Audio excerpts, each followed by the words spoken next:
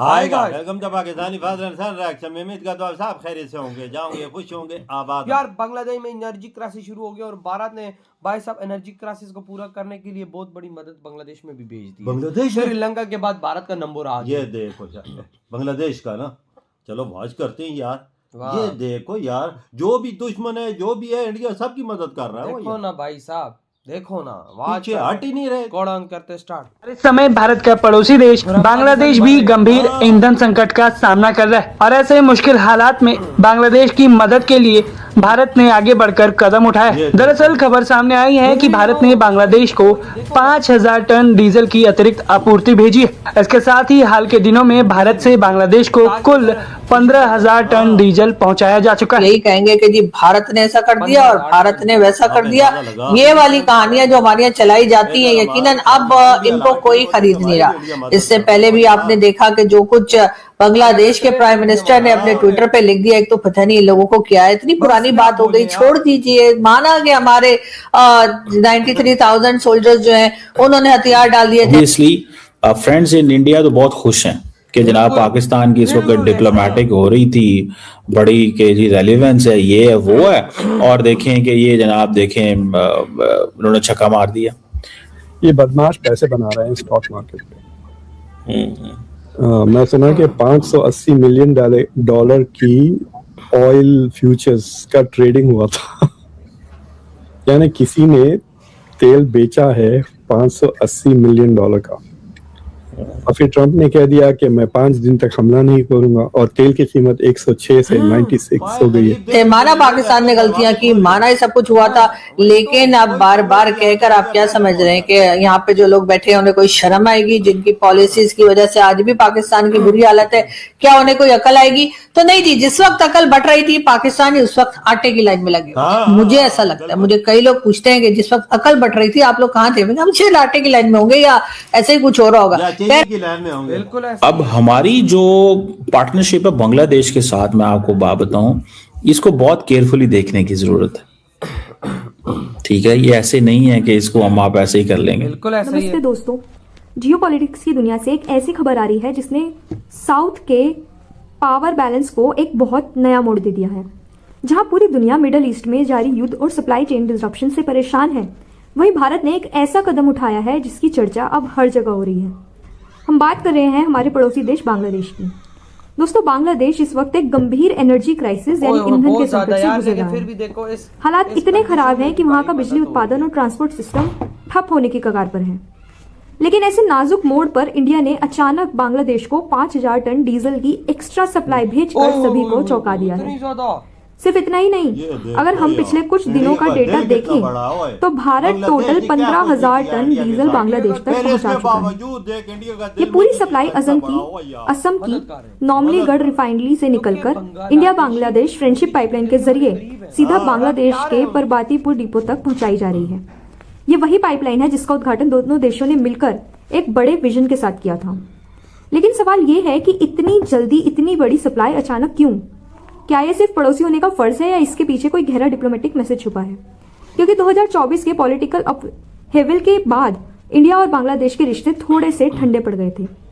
चलिए इसका पूरा पोस्टमार्टम करते हैं। बांग्लादेश को जा रही आपूर्ति असम में स्थित नुमालीगढ़ रिफाइनरी से भारत बांग्लादेश फ्रेंडशिप पाइपलाइन के जरिए की जा रही है, जो सीधे बांग्लादेश के पार्वतीपुर डिपो तक डीजल पहुंचाती है। सूत्रों के मुताबिक भारत की ओर से ये आपूर्ति यहीं नहीं रुकने वाली, बल्कि 28 मार्च को भी 6000 टन और डीजल भेजा जाएगा। यही कहेंगे कि जी भारत ने ऐसा कर दिया और भारत ने वैसा कर दिया।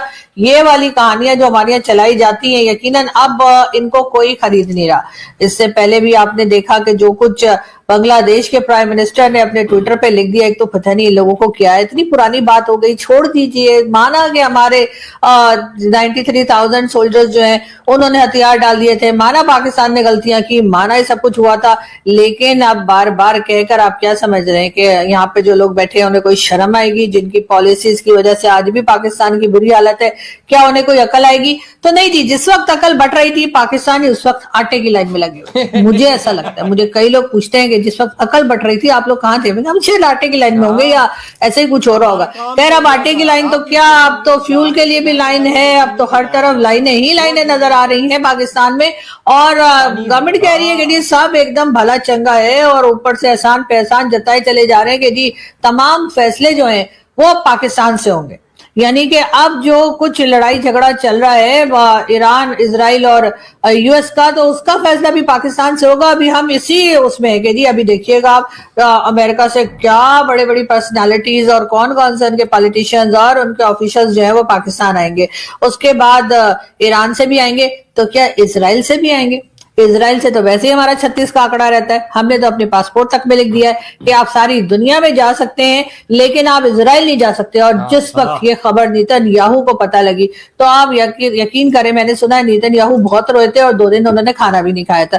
कह रहे पाकिस्तानी हमारी कंट्री में नहीं आ पाएंगे, मतलब ये कि उसके बाद अगर पाकिस्तानी नहीं आएंगे तो उसके बाद उनको चूना कौन लगाएगा। ये सोच सोच के नेतन्याहू जो है उन्होंने, मैंने सुना है 2-3 दिन से कमरे से बाहर नहीं निकले अपने, और ना ही कुछ खा पी रहे। लेकिन कोई बात नहीं, बड़े बड़े देशों में ऐसी छोटी छोटी बातें होती रहती हैं। जरा हमें अफगानिस्तान से फुर्सत मिल जाए तो फिर हम बताएंगे। वैसे तो इजराइल को तो हम कह देते हैं कि जी वहां तो यहूदी रहते हैं, वो हमारे दुश्मन है, लेकिन अफगानिस्तान के बारे में क्या ख्याल है? अफगानिस्तान में तो हमारे जैसे मुसलमान रहते हैं और उसके बाद हम रोज उनसे लड़ते हैं जाकर, तो इसको क्या कहेंगे? पहले तो हम कहते थे अफगानिस्तान वाले हमारे भाई हैं। इसलिए फ्रेंड्स इन इंडिया तो बहुत खुश हैं कि जनाब पाकिस्तान की इस वक्त डिप्लोमेटिक हो रही थी, बड़ी के जी रेलिवेंस है, ये है वो है, और देखें कि ये जनाब देखें उन्होंने छक्का मार दिया। ये वही कह रहे हैं ये जेनोसाइड का, मतलब पाकिस्तान को तो वो लिंक कर रहे हैं जी जेनोसाइड है। ठीक है जी, वो कह रहे हैं जी पाकिस्तान ने कमिट किया जेनोसाइड।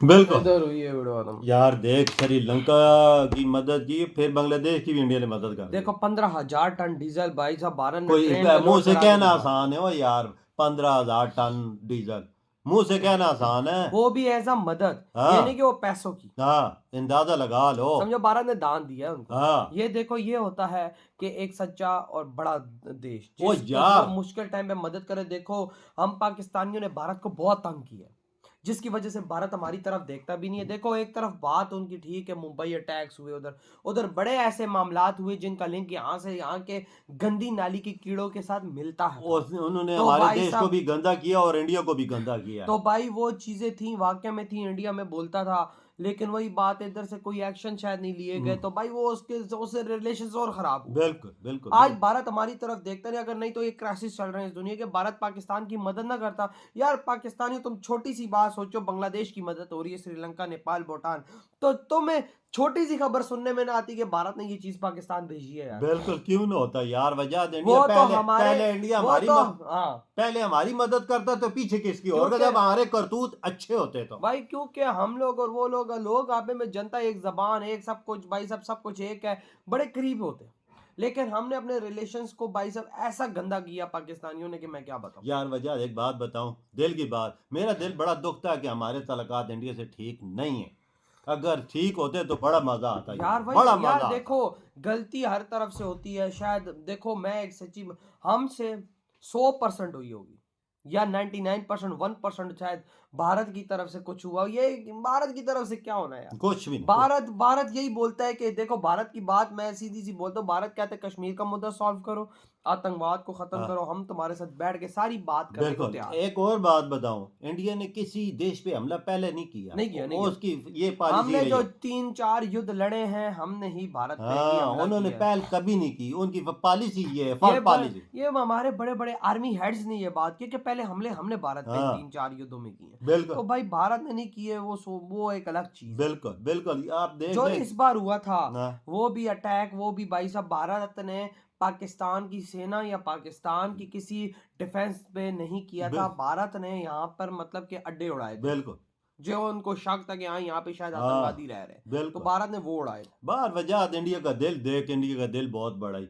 इंडिया का दिल, इंडिया देश का दिल बहुत बड़ा, इंडिया पीपल, इंडिया के लोगों का दिल बहुत बड़ा, और मोदी जी का तो दिल, तो मैं बोलता हूँ इतना नहीं, इतना बड़ा, दुनिया से जो बड़ा है। गरीब देशों की मदद कर रहे हैं, बस। तो भाई आपके क्या था, इधर ही वीडियो तो बाय।